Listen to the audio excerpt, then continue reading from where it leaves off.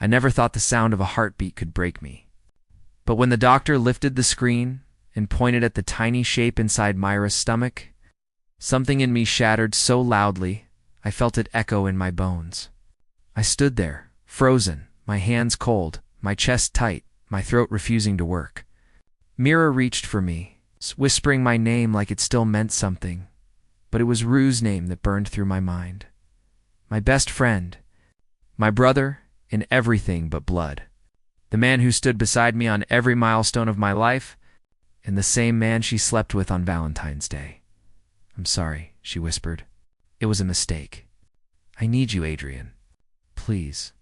Her tears didn't move me. Her shaking voice didn't touch me. I could still feel the weight of Rue's silence when he admitted it, the guilt in his eyes, the betrayal that tasted like blood in my mouth.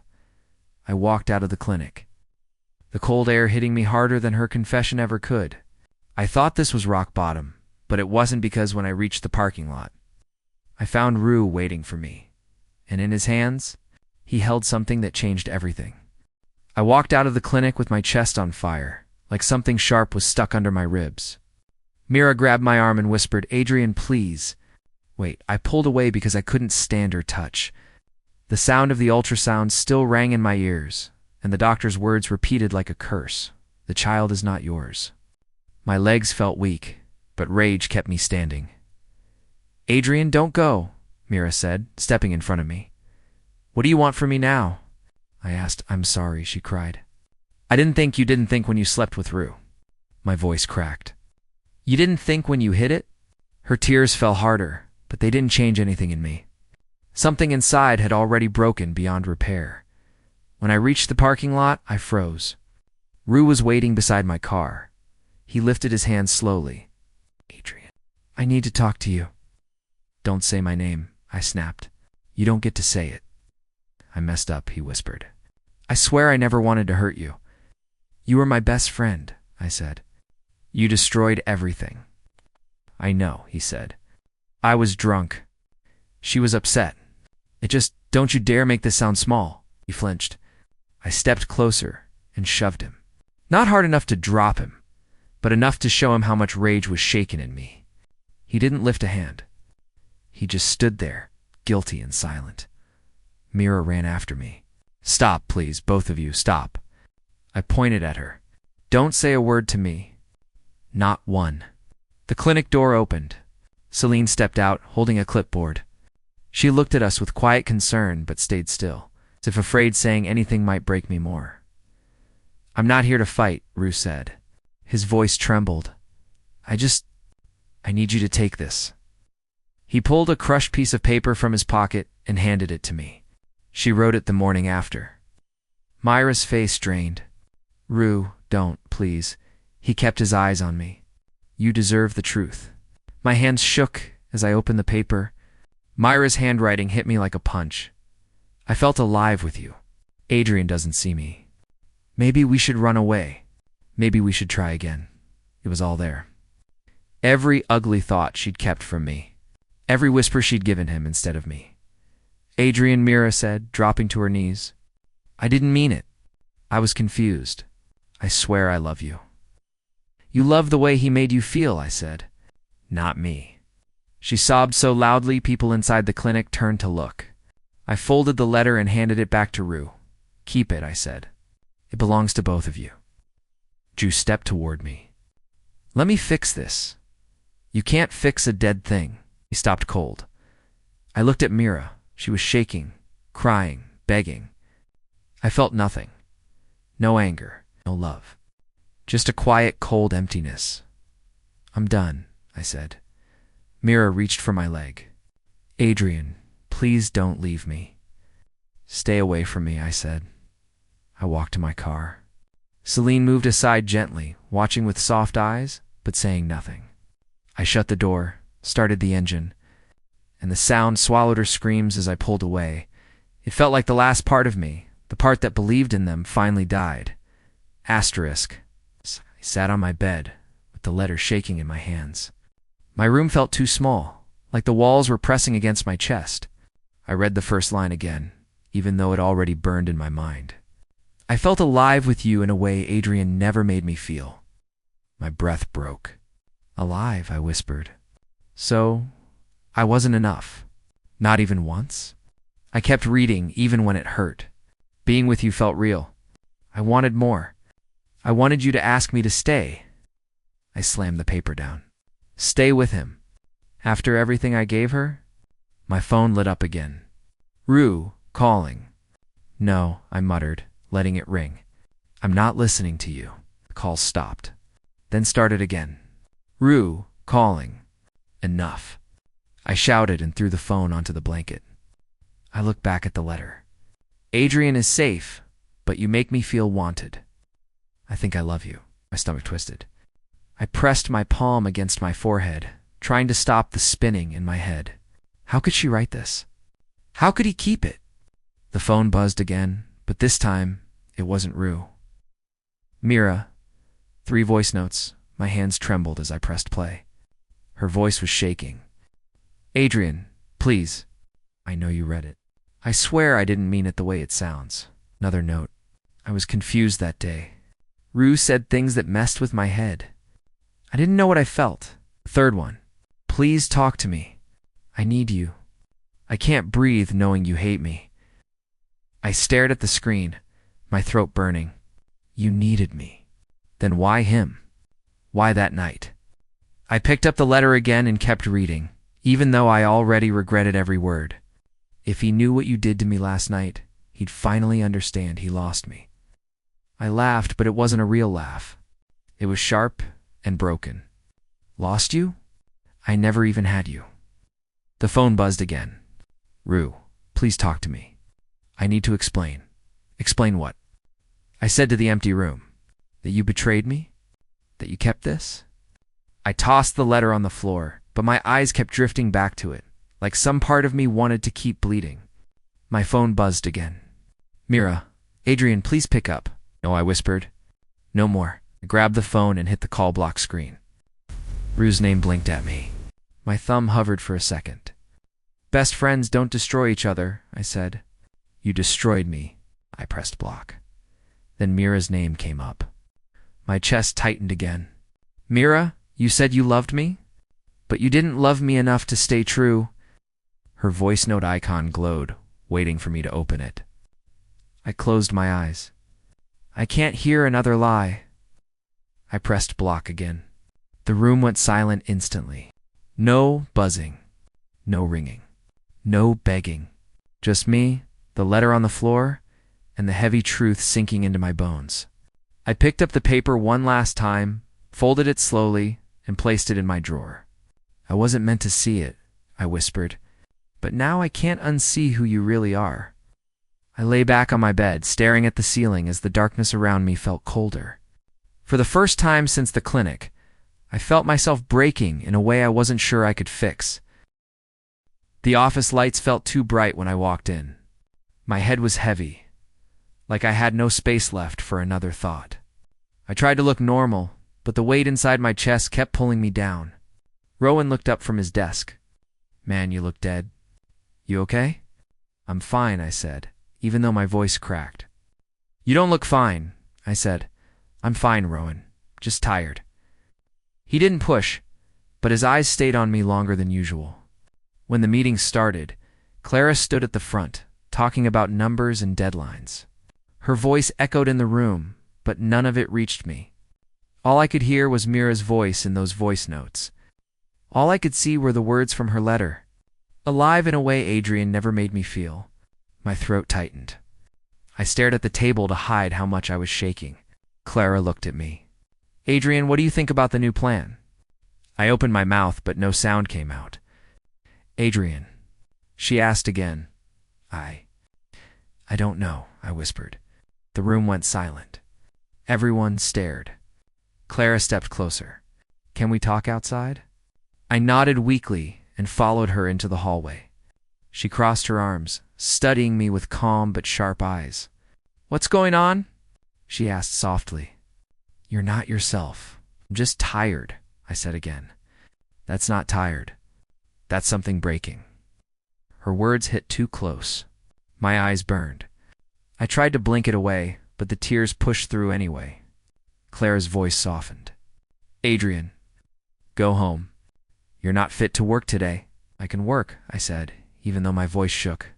No, she said firmly. You need to breathe. Go. I lowered my head. Sorry. Don't apologize, she said. Just take care of yourself. I grabbed my bag and left the meeting room. When I stepped into the hallway, Rowan was leaning against the wall. You're leaving already? He asked. Clara told me to go home. You look like you're about to pass out, he said. What happened? Nothing, liar. I sighed. Rowan, not now. He stepped in front of me. I'm not letting you walk out like that. Talk to me. I shook my head. I can't. You can, he said, and you should. I looked at him, and something inside cracked open. It's Mira, I whispered. Rowan's face shifted. What did she do? I took a slow breath. She cheated on me. He blinked. With who? My best friend? Rohan backed up a step. Damn. Adrian, and she's pregnant? I said. My voice almost broke. And the child isn't mine. His eyes widened. Man, I'm so sorry. I rubbed my face. I found a letter. She told him he made her feel alive. She said she wanted him. She wrote she loved him. Rowan cursed under his breath. And Rue? What did he say? He keeps calling. He wants to explain. I laughed bitterly. There's nothing left to explain. Otawan placed a hand on my shoulder. Listen to me. Don't let them take more from you. They already took enough. I don't know how to stand after this. You will, he said. You're stronger than you think. I shook my head. I don't feel strong. You don't have to feel strong, he said. You just have to keep moving. His words hit something deep inside me. Something small. Something faint. But something still alive. Adrian, he said, don't let their mistake become your grave. I swallowed hard. I'll try. Good, he said. Let me know if you need anything. I mean it. I nodded slowly. As I walked out of the building, the world felt heavy, but for the first time since the clinic, something inside me shifted. Not healed, not fixed, just moving. I opened the door with a heavy breath, already knowing who stood outside. Myra's eyes were red and her hands shook as she whispered, Adrian, please let me in. Stepped back, keeping space between us. What do you want, Mira? I asked. She walked inside anyway. I still love you, she said. I never stopped. I closed my eyes. Don't start with that. Mean it, she cried. Rue isn't ready for this baby. He keeps saying he needs time, but you always took care of me. I'm not responsible for his choices, I said. She grabbed my arm. But the child needs someone stable. Someone strong. Someone like you. I pulled away. Stop. It's not my child. But you loved me once, she whispered. Doesn't that matter? It matters, I said, but it doesn't change anything. She sobbed louder. Adrian, please. I'm falling apart. I can't fix this for you, I said. You can, she insisted. Just say you'll be there. Just say you won't leave me alone. Shook my head. I'm tired, Myra. I'm barely holding myself together. Her breathing became fast. So you hate me now? I don't hate you, I said. I'm just done being used. Before she could answer, a knock came. Mira froze. I walked to the door and opened it. Celine stood there with a folder in her hands. You're here, she said softly to Myra. Then she looked at me. Are you okay? I'm fine, I said. Her eyes narrowed a little. You sure? Mira stepped forward. Just give me the documents. Celine handed them over but didn't move. If something's wrong, Adrian can say so. I said I'm fine, I repeated. Selena's voice lowered. I've seen this kind of emotional crash before. Just making sure no one's forcing anything. Mira clicked her tongue. I'm not forcing him. Celine didn't blink. Good, because he doesn't look all right. I felt my chest tighten. Celine. It's okay, really? She gave me one more searching look, then nodded slowly. If you need anything, call, Myra sighed. Can we talk alone again? No, I said. We're done talking for today. Her face twisted with fear. Adrian, please, I need you to leave, I said. She stared at me for a long second, then walked out without another word. Celine stayed just long enough to meet my eyes again before she followed her. When the door closed, I finally let myself collapse onto the couch. Shaking, empty, and exhausted beyond words, I sat there gripping my knees, trying to steady my breath. The quiet in the room felt sharp, painful. I whispered to myself, how did everything fall apart this fast? My phone buzzed on the table, but I didn't touch it. I didn't want another message, another plea, another weight on my chest. I wanted one moment where I could breathe without breaking. The walls felt too close, and even my heartbeat sounded tired, like it wanted to quit before I did. I was taking out the trash when I heard my name, Adrian. Wait, I turned and saw Rue walking toward me, breathing hard like he'd been running. I felt my stomach twist. What do you want now? I asked. We need to talk, he said. I can't let things stay like this. Things? I laughed bitterly. You slept with my fiancée. What's left to fix? He flinched. I didn't mean for it to happen. I swear, don't start with excuses, I said. I've heard enough. Ju stepped closer. Just listen. I stepped back. No, before he could say anything else, Rowan came out of the building behind me. Is he bothering you? Rowan asked. You stiffened. This has nothing to do with you. It does if Adrian doesn't want you here, Rowan said. I'm not here to fight, Rue said. I just need him to understand. Rowan crossed his arms. Understand what? That you betrayed him? That you broke him? What could you possibly say that makes that okay?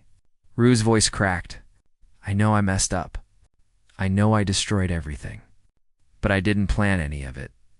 Then why are you here? I asked. Why come back? Because losing you, losing our friendship, it's killing me, he said. I want to explain. I felt my throat tighten. Explain what? Rue looked down at his hands. The truth. The real truth. Rowan stayed beside me, silent but solid. Rue swallowed hard. Mira asked me to run away with her. My chest tightened again. What? She?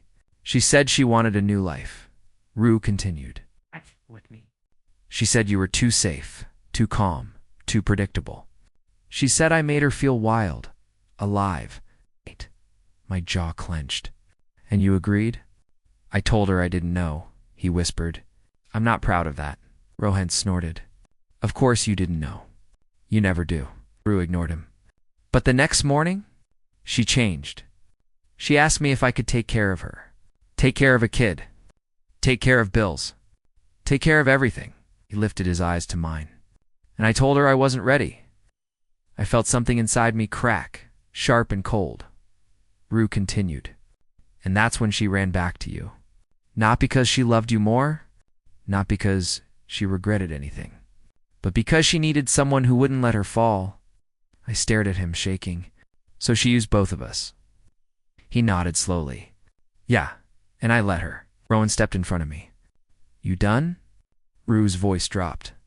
I wanted to be the one she chose, but I wasn't good enough for responsibility. You were. I felt numb, like the words were echoing in a hollow space. Then why come here? Why now? Because you deserve the truth, he said. Even if it makes you hate me more. Rowan put a hand on my shoulder. You don't owe him anything. Rue looked like he was breaking apart. Adrian, I'm sorry. I breathed in slowly. I know, but sorry doesn't fix anything. Rue's lips trembled. Does this mean we're done? I stepped back. We were done the night you chose her. He closed his eyes and whispered, I know. And for the first time, I didn't feel anger. Just emptiness. And the cold realization that I truly was alone. I walked into the office the next morning, expecting the same empty stares. Instead, whispers followed me. Myra's desk was empty, her chair pushed back. I froze. Rowan leaned against the wall. Heard the news? What news? I asked cautiously. Myra had been fired. The gossip was brutal, and everyone knew why. I swallowed hard. Good, I muttered under my breath. Not out of joy, just relief that she finally faced consequences. Rowan nodded. Rue's losing too? His girlfriend dumped him after she found out everything. I laughed, but it was dry and hollow. Perfect. Feels satisfying, doesn't it? Rowan said quietly. Seeing them face what they created? Not really, I admitted. I should feel something stronger, but I don't. Clara called me into her office. Her usual stern face softened when she saw me. Adrian, she said, gesturing to the chair. Sit. I lowered myself onto the seat. You're not mad? No, she said. I know what's been happening. You've been carrying too much. I stared at her. How did you know? I see it in people, she said. The way they shrink inside, the way pain drags them under. I've been there. Don't let them drag you under, Adrian. I rubbed my face. I don't even know how to stand after this. You'll find a way, she said firmly. You're stronger than you think. Sometimes betrayal clears the path for growth. I blinked. Growth. Yeah, she said. Pain is a teacher, even when it feels impossible. Don't let this destroy your life. Let it build you instead. I let her words sink in. Rowan was right. I couldn't let them win. Mira and Rue already lost everything. They couldn't touch me anymore. Later that day, Rue appeared at the building.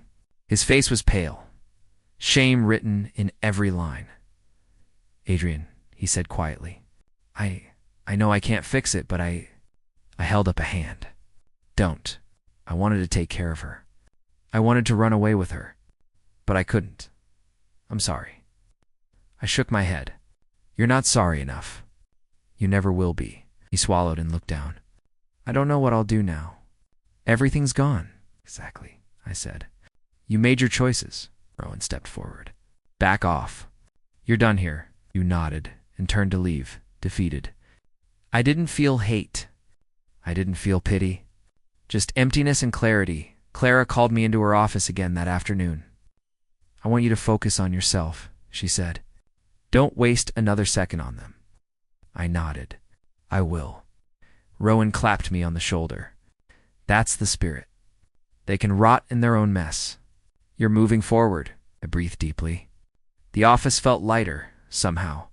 I realized that while Mira and Rue had destroyed part of me, their downfall didn't have to destroy my future. I could choose differently. I could rebuild even if slowly. For the first time in weeks, I felt a flicker of control, not joy, not peace, just possibility, and maybe, I thought, that was enough to start standing again. I sat on the steps outside the clinic, staring at the empty street. My hands were cold and my chest felt heavy but not broken like before. A soft voice startled me. You shouldn't sit out here alone. I looked up. Celine was leaning against the railing, folder in hand. I didn't see you come out, I said. I like to make sure no one leaves worse than when they came in, she said. Her eyes softened. You look tired, I shrugged. Isn't everyone? She smiled faintly. Not like you. You're carrying more than normal. I'm fine, I said, though my voice betrayed me. No, she said firmly. You're not fine. You're just surviving. Wait. I stared at the ground. What do you want from me? Nothing, she said. I just noticed you breaking apart the other day. Thought maybe you'd let someone in this time. I laughed bitterly. Someone else can't fix what Mira and Rue destroyed. Be not, she said. But it's not about fixing them. It's about not letting them destroy you completely. I glanced at her. You've been through something like this? She nodded. I've seen heartbreak, betrayal, lies, people trying to steal what's left of your life. I know the look in your eyes. I've been there. Then you understand, I whispered. I do, she said. And that's why I'm here. You don't have to face it alone. For the first time in weeks, I felt a flicker of warmth. I don't know how to start over. Celine stepped closer. Start small, one day at a time. Let yourself breathe. Let someone help. You don't have to do it all alone. I looked at her, really looked and saw patience, kindness, and honesty. Something I hadn't felt in a long time. You make it sound easy. It's not easy, she said. But it's possible. You can do it. I believe you can. I swallowed. Thanks, Celine, she smiled. Don't thank me yet. Just promise me you'll try. I'll try, I said. We sat there in silence for a moment. The city lights reflected in her eyes, and I realized something: maybe not all connections ended in pain. Maybe someone could walk beside me without judgment, without manipulation, without betrayal. For the first time in a long time, I felt a small spark inside me. A new light. And maybe, just maybe, it was enough to start living again. The knock on my door came late, and my chest tightened before I even opened it. I didn't need to look. I already knew who it was. Mira, I said, keeping my voice calm but firm. I need your help, she stammered. Her eyes were red, her hair messy. She looked smaller somehow, like the weight of everything had finally crushed her. I leaned against the doorframe. You're asking me after everything? Yes, she whispered. I can't do this alone. Rue isn't ready. I don't know what to do. Please, Adrian, I need you. Clenched my fists. You made your choices, Mira. You wanted him, not me. And now you expect me to clean up? I know. She cried. I screwed up. But the baby. Please. I'm scared. I shook my head. I'm not going to be your crutch. I'm barely standing myself. Rowan stepped behind me. He's right, he said quietly. You can't push him into your mistakes. He's not yours to use. Mira's tears fell faster. I don't have anyone else. You were always there. You can be for him. My child, please. I felt my chest tighten, but it wasn't anger this time. It was clarity. I could help, but not because she begged. Not because she needed me. Only if it made sense for me, for the life I wanted. I can help. On my terms, I said slowly. Not because you beg. Not because Rue can't. Because I choose to. Her sobs eased a little. I understand. Before I could respond, a soft voice came from the hallway. Adrian. I turned to see Celine holding a folder, her eyes calm but sharp. These are the documents Mira requested. I thought you should have them in one place. Mira stepped forward, snatching the folder. Thank you, Celine, she said, almost reverently. Celine looked at me, her expression serious. Are you sure you're okay handling this? Emotionally? I will be, I said. I've decided how to do it now. On my terms, my boundaries. Not theirs. Celine nodded. Good. Just remember, you don't have to carry anyone else's mess at the cost of yourself. I swallowed. I know. I won't. Myra stayed quiet after that, holding the documents like a lifeline. I watched her, feeling pity and resolve at the same time. She made her choices, and now she had to live with them. I could support the child, but not be pulled into the drama she thrived on. Rowan clapped me on the shoulder. See, you can be there without losing yourself. I nodded slowly. Yeah, I think I can. I have to. The night was quiet outside. I could hear the city breathing, and for the first time in weeks, I didn't feel crushed by it. I had made a choice. Not out of anger, not out of love for them, but for me. Mira might still be desperate. Rue might still be ashamed, but I had clarity. Boundaries. And for the first time, I felt like I wasn't just surviving. I was starting to stand, and standing felt different, stronger, real. I closed the door gently, leaving them on the other side. And for the first time in months, I exhaled without shaking. I was still broken, still healing. But I was moving forward, and that made all the difference. The hospital smelled sterile, cold, and quiet. I walked through the corridors, my shoes echoing against the floor, my thoughts heavier than my legs. When I reached her room, I saw her lying there, weak but alive. Adrian, she whispered when she saw me. Her eyes were red, and she tried to smile. I pulled a chair close. You look like hell, I said softly, trying to hide how relieved I was. She reached for my hand. I don't know if this timeline will stay stable forever. I might disappear again. I squeezed her hand firmly. Then I'll carry you with me. Even if time steals you, even if the world falls apart, I'll carry you. Her eyes widened. You mean that? I mean it, I said, because you're here now. And that's what matters. She tried to laugh, a shaky sound, and I felt tears threaten to fall. I never thought I'd see you again like this. I never thought I'd forgive myself for letting it hurt this much, I admitted. But seeing you, I realized what I want. Her hand tightened around mine. And what is that? I leaned closer. My life. With you. No more lies. No more cheating. No more people deciding for me what I should feel. I choose you. I choose us. And nothing else matters. She blinked, trying to hold back tears. Adrian, I'm scared. Good, I said. Being scared means it's real. Being scared means it matters. And I'm here. I'm not leaving this time. The door opened softly, and Rowan stepped in. I came to check if you're safe. I am, I said. She's here. That's all I need. I'm glad. You deserve it, man. Don't let anyone take it from you again. I won't, I said. RYU appeared outside the room, peeking in cautiously. Adrian, I shook my head. No, this isn't about you anymore. You made your choices. Let them stay yours. He nodded, ashamed, and walked away. I didn't feel anger, just clarity. He was part of the past, nothing more. Mira looked at me, tears glistening.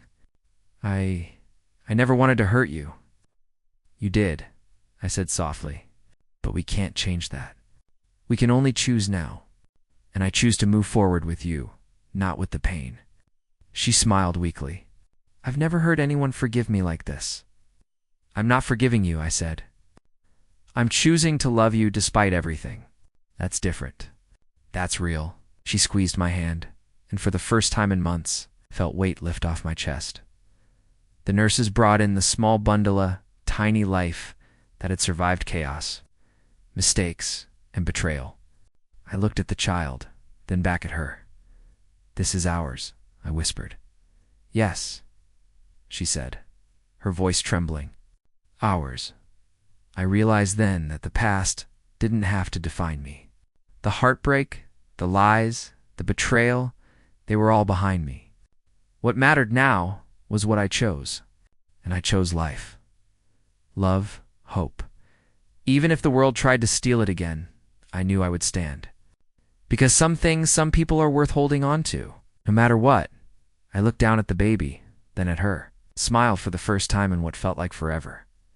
I'm here, I said softly, and I'm not going anywhere. She rested her head on my shoulder, and I let myself finally believe it, that this life, this love, was real, and it was mine.